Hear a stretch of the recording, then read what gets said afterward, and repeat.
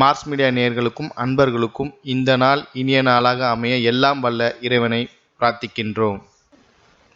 இந்த சேனல் உங்களுக்கு பிடிச்சிருந்தா மறக்காம சப்ஸ்கிரைப் பண்ணுங்க, ஷேர் பண்ணுங்க, லைக் பண்ணுங்க, கமெண்ட் பண்ணுங்க. சுய உதவிக்குழு பான் கார்டுகளுக்கு எனதொருமை மகர ராசி நேயர்களே, இந்த பதிவில் நம்ம என்ன பார்க்க போகிறோம் அப்படின்னா 2024ஆம் ஆண்டு ஜனவரி மாத ராசி பலன். இந்த ஜனவரி மாதத்தில் எந்தெந்த கிரகங்கள் அற்புதமாக இருக்குது, எந்தெந்த கிரகங்கள் மூலமாக நீங்கள் அற்புதமாக மாற்றிக்கணும், அதே சமயம் சந்திராஷ்டம தினங்கள் என்னென்னைக்கு பரிகாரமாக இந்த மாதம் என்ன பண்ணினா ரொம்ப விசேஷம் அப்படிங்கிறத பற்றிலாம் தெளிவாக பார்க்க போகிறோம். உங்களோட ராசிநாதன் அற்புதமான சனீஸ்வர பகவான், ஆயுள்காரகன், மந்தக்காரகன், தர்மவான், நீதிக்காரகன். இந்த சனீஸ்வர பகவான் ஏன் அப்படின்னா துலாம் ராசியில் அவர் உச்சமடைகிறார். துலாம் ராசி தராசு, அதனாலே நீதிவான். இப்படி இருக்க மாட்டார், அப்படி இருக்க மாட்டார். யாராக இருந்தாலும் ராசிநாதன் அப்படின்னாலும் அவளோட குழந்தைகள் அப்படின்னாலும் அந்த ஒரு சில பரிகாரங்கள் அப்படின்னா தான் அவர் சந்தோஷப்படுவார். அது வரைக்கும் அவர் உங்களுக்கு ஒரு பாடத்தை கொடுப்பார். யாரையும் கவுத்து விட மாட்டார், ஞாபகம் வச்சுக்கோங்க. சனீஸ்வர பகவான் யாரையும் கவுத்து விட மாட்டார், ஒரு பாடத்தை கொடுப்பார். இப்படி நடந்துக்கோ, அப்படி நடந்துக்கோன்னு.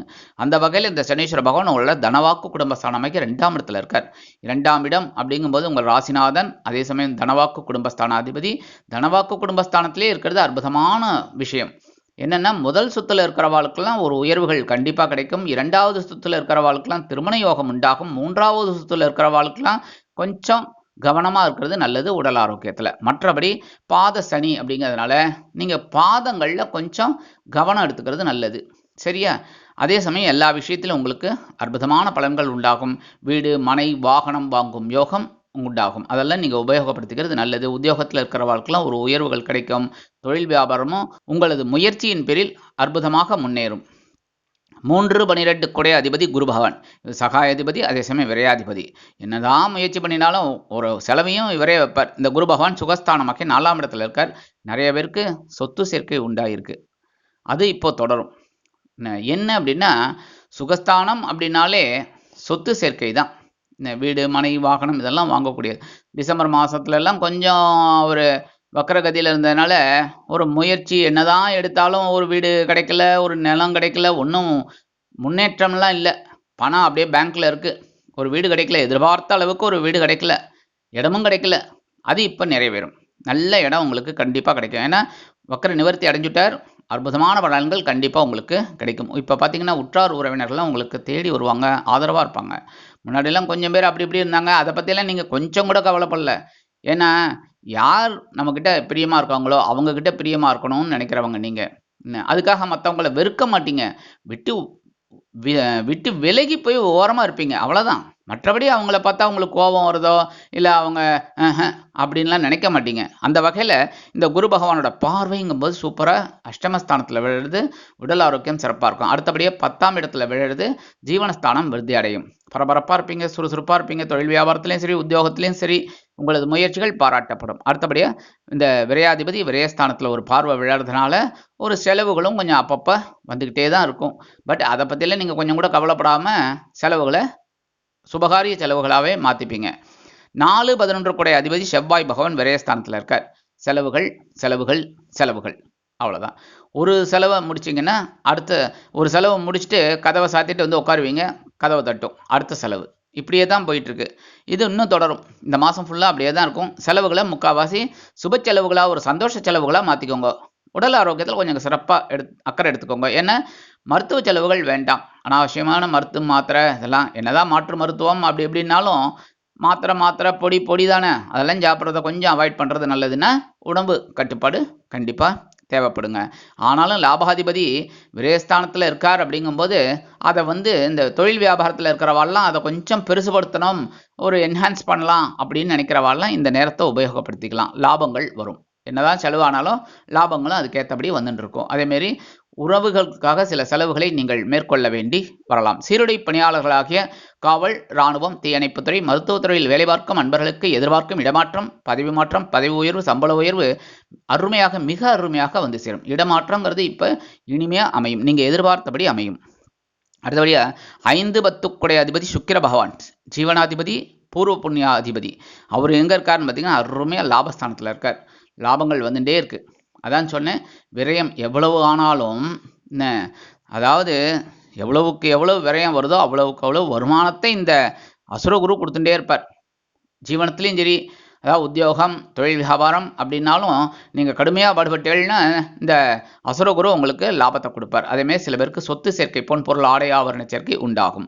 19/1/2024 அவரும் விரயஸ்தானத்துக்கு வந்துடுறார். செலவு செலவு செலவு. சரி, பரவாயில்ல, நிறைய சம்பாதிச்சதை கொஞ்சம் கொஞ்சமாக செலவு பண்ணலாம், சரியா? அவ்வளோதான். மற்றபடி சுபகாரிய நிகழ்ச்சிகளுக்காக செலவுகள் செய்ய நேரிடலாம். சில பேருக்கு வீடு, மனை, வாகனம்லாம் வாங்கிறதுக்கு யோகம் கூடி வரும். அடுத்தபடியாக அஷ்டமாதிபதி சூரிய பகவான். நீங்கள் பண்ண வேண்டியது முதல்ல தினந்தோறும் சூரிய வழிபாடு பண்ணுறது ரொம்ப விசேஷம். ஏன்னா அஷ்டமாதிபதி அப்படிங்கும்போது உடல் ஆரோக்கியம் சிறப்பாக இருக்கணும். ஆத்மகாரகன் சிறப்பாக இருந்தால் தான் உங்களுக்கு உடல் ஆரோக்கியம் நன்னா இருக்கும். உடல் ஆரோக்கியம் நன்னா இருந்தாலே நமக்கு ஆயுள் விருத்தி அடையும். ஆயுள் விருத்தி அடைஞ்சு என்ன ஆகுதுன்னு நீங்கள் கேட்கலாம். ஆனால் எல்லாருக்குமே ஒன்றும் இல்லை, ஒரு 97 வயசு 98 வயசு ஹாஸ்பிட்டலில் படுத்துட்டு இருப்பார், ஐசியூவில். அப்போவும் அவர் தன்னோட பையன்கிட்டயோ பேரங்கிட்டயோ என்னமா சொல்லுவார், டாக்டர்கிட்டையும் அதான் சொல்லுவார், டாக்டர் என்னை எப்படியாவது காப்பாற்றிருங்க. இவரை காப்பாற்றி என்ன பண்ண போகிறாங்கன்னு நீங்கள் நினைக்கலாம். நம்ம எல்லாருமே நினைக்கலாம், இருந்தாலும் இருந்து என்ன பண்ண போகிறோன்னு. ஆனால் அவரால் ஒரு சில பேருக்கு ஒரு சந்தோஷம் இருக்கும், ஒரு இது இருக்கும்ல. இப்போ அவர் ஏதோ ஒரு இதில் ஒரு புண்ணிய காரியங்கள்லாம் பண்ணிட்டு இருக்கார் அப்படின்னா அந்த குடும்பங்களுக்கெல்லாம் அந்த புண்ணிய காரியங்கள் போயிட்டு இருக்குமோ. அதனால எல்லாருக்குமே ஆயுளுங்கிறது ரொம்ப முக்கியம். அந்த வகையில் இந்த அஷ்டமாதிபதி அப்படிங்கும்போது மாத ஆரம்பத்தில் விரயஸ்தானத்தில் இருக்கிற செலவுகள் வரும். அதெல்லாம் ஏற்கனவே நான் சொன்ன மாதிரி மருத்துவ செலவுகள் வராமல் பார்த்துக்கோங்க. சில பேருக்கு வெளியூர் பயணம், வெளிநாட்டு பயணம்லாம் அற்புதமாக நிறைவேறும். 15/1/2024 ஜென்மராசிக்கு வந்துடுறார். உத்தராயணம் ஆரம்பிச்சுட்டாலே ரொம்ப அற்புதம். முன்கோபம் கொஞ்சம் ஜாஸ்தியாகும். அதேமாரி சில நேரங்களில் பேசுகிற வார்த்தை கொஞ்சம் கடுமையாக இருக்கிற மாதிரி இருக்கும். அதெல்லாம் நீங்கள் அவாய்ட் பண்ணுறது நல்லது. சாதாரணமாக இந்த மகர ராசிக்காரர்கள் கொஞ்சம் யோசனை செஞ்சு தான் பேசுவீங்க. எந்த ஒரு விஷயத்தையும் டப்புன்னு நீங்கள் முடிவெடுத்து எடுத்தோம் கவிழ்த்தோம்லாம் பேச மாட்டீங்க. கரெக்டுன்னா நீங்கள் கமெண்ட் பாக்ஸில் நீங்கள் சொல்லணும், சரியா? லைக் பண்ணுங்கள், கமெண்ட் பாக்ஸில் சொல்லுங்கள். கண்டிப்பாக நீங்கள்லாம் பார்த்தீங்கன்னா ஒரு உயர்வான லட்சியத்தை கொண்டவங்க. அப்போ மற்ற ராசிக்காரெல்லாம் கிடையாது. நீங்கள் எப்போவுமே நம்மளை மட்டும்தான் நீங்கள் பார்க்கணும். என்ன, உங்களுக்கு ஒரு வருமானம் வருதா, உங்கள் உத்தியோகம் நன்னா இருக்கா, உங்களோட தொழில் வியாபாரம் நன்னா இருக்கான்னு பாருங்க. அதுக்காக உங்கள் தெருவில் இருக்கிறவங்கெல்லாம் நன்னா இருக்காளா, எல்லாருக்கும் உத்தியோகம் நன்னா இருக்கா, எல்லாருக்கும் தொழில் வியாபாரம் நல்லா இருக்கா அப்படின்லாம் நீங்கள் பார்க்க வேண்டிய அவசியம் இல்லை, சரியா? எல்லா ஜீவராசிகளுக்கும் பகவான் படி அளந்துன்னு தான் இருப்பார். அந்த வகையில் நீங்கள் உங்களோட முன்னேற்றத்தை கொஞ்சம் பார்ப்பீங்க. அதே சமயம் உங்களுக்கு நெருக்கமானவர்களை நீங்கள் கைவிட மாட்டீங்க. கரெக்டாக? இதையும் நீங்கள் கமெண்ட் பாக்ஸில் சொல்லணும், சரியா? இந்த வகையில் இந்த ஜென்மராசிக்கு வரக்கூடிய சூரிய பகவானால் கொஞ்சம் ஒரு குழப்பம் இருக்கும், ஒரு தெளிவற்ற ஒரு சூழ்நிலை, குடும்பத்தில் ஒரு சின்ன சின்ன குழப்பங்கள், சில பிரச்சனைகள்.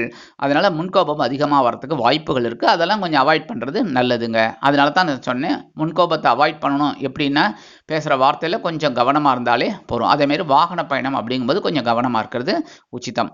மற்றபடி இந்த ராகு பகவான், சாயா கிரகமான ராகு பகவான் சகாயஸ்தானமாகிய 3ஆம் இடத்துல இருக்கார். முயற்சிகள் எல்லாம் உங்களுக்கு கொடுத்துட்டு இருக்கார். நீங்கள் ஏன்னா இந்த ராகு பகவான் யோகக்காரகன், போகக்காரகன். பெருசாக யோசிக்கக்கூடிய மாயையை தான் அவர் கொடுப்பார். சாதாரணமாக இப்போ ஒரு வீடு வாங்கணும் அப்படின்னா சிங்கிள் பெட்ரூம் போகிறோம். ஆனால் நீங்கள் எடுக்கிற முயற்சி பார்த்தீங்கன்னா 3 பெட்ரூம் இருக்கிற மாதிரி, 4 பெட்ரூம் இருக்கிற மாதிரி தான் எடுப்பீங்க.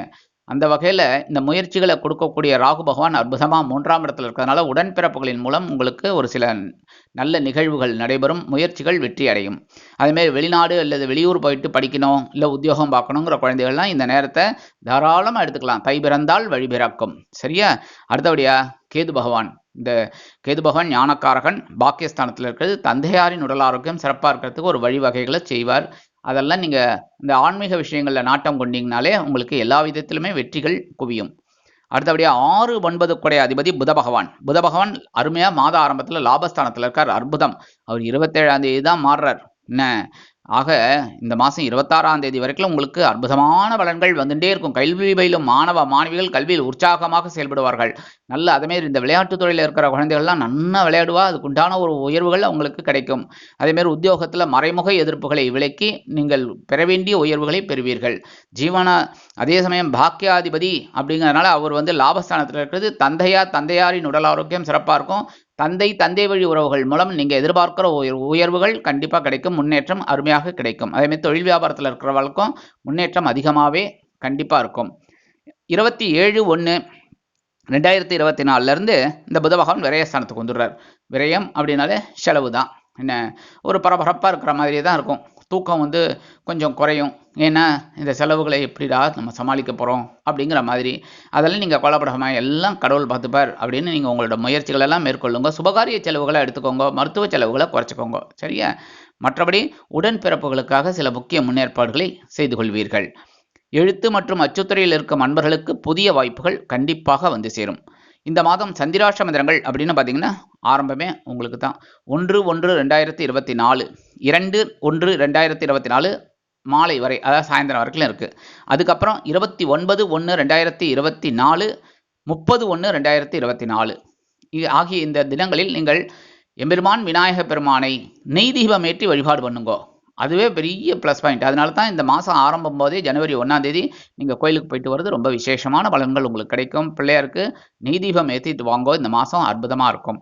அடுத்தபடியாக பரிகாரமாக என்ன பண்ணினா ரொம்ப விசேஷம் அப்படின்னா, நான் ஏற்கனவே சொன்ன மாதிரி சூரிய வழிபாடு கண்டிப்பாக நீங்கள் பண்ணணும். ஏன்னா அஷ்டமாதிபதி அப்படிங்கும்போது சூரிய வழிபாடு நீங்கள் பண்ண உங்களோட உடல் ஆரோக்கியம் சிறப்பாக இருக்கும்.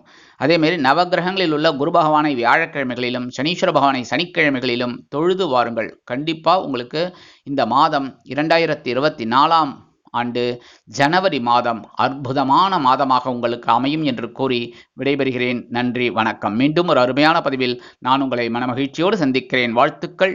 வாழ்க வளமுடன்.